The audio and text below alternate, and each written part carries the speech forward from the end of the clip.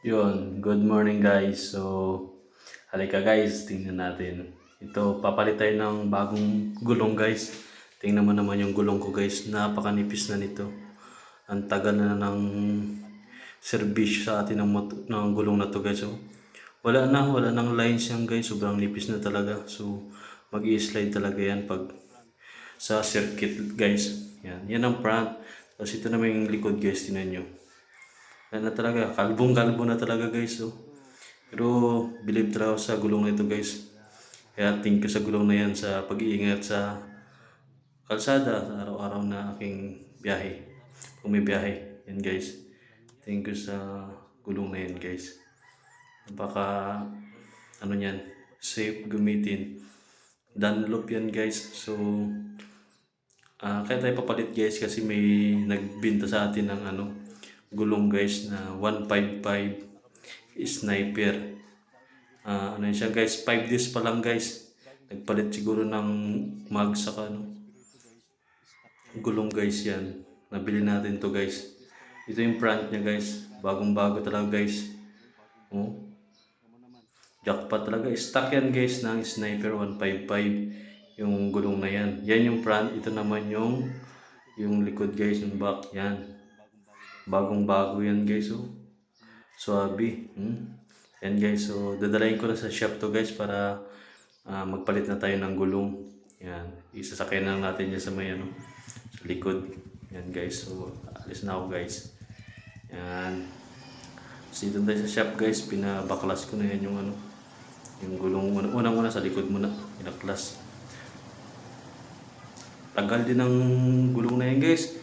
3 years and 7 months. Yan. Bago lang yan napalitan. Hindi rin ako nagpalit kasi guys kasi nga hindi ko naman masyadong nagagamit yung motor na yan, tambay lang rin naman. Kaya yan, dahil bago yung gulong natin guys, i-test drive ko muna para at least alam natin kung maganda or nagawagil-wagil guys. Siyempre bago yan guys eh. Marami natin kung nag-slide. At least alam natin yung takbo ng ating sasakyan.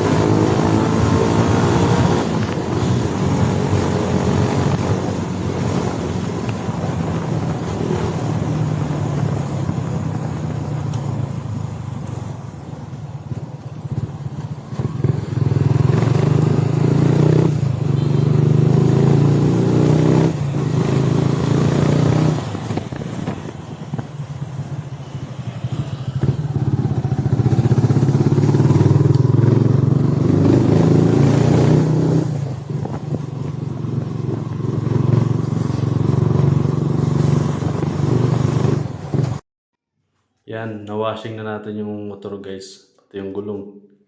Yan. Check natin guys. So, ganda guys. Ganda siya ihataw. Test drive natin yan guys. So, ganda na dyan guys. Bagong-bago na yung gulong natin ulit. So yung luma, iniwan ko lang doon sa shop. Pero papasalamat pa rin doon sa yun. Maxxis yung brand nito guys. Gandang gulong to guys. Medyo mahal nga lang. Pero anuhin mo yung mura kung hindi maganda yung quality, di ba? Doon ka na sa mahal, maganda yung quality, saka buhay mo yung nakaano dyan guys. is safe yung mo, yung pagtatakbo. Hindi ka mag-alangan na ma-flat ka o biglang magputok yung gulong mo, di ba? Ayun, pwede na magputok kasi yun guys, matusok na ng bato yun, lagang putok yun. Kaya at least ito, bago.